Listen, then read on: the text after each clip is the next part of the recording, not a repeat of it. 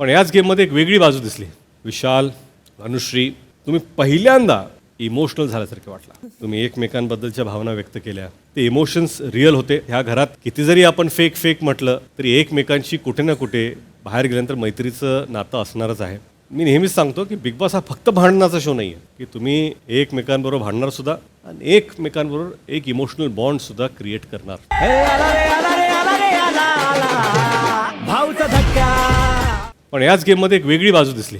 विशाल, अनुश्री, तुम्ही पहिल्यांदा इमोशनल झाल्यासारखे वाटला. तुम्ही एकमेकांबद्दलच्या भावना व्यक्त केल्या. ते इमोशन्स रिअल होते. ह्या घरात किती जरी आपण फेक फेक म्हटलं तरी एकमेकांशी कुठे ना कुठे बाहेर गेल्यानंतर मैत्रीचं नातं असणारच आहे.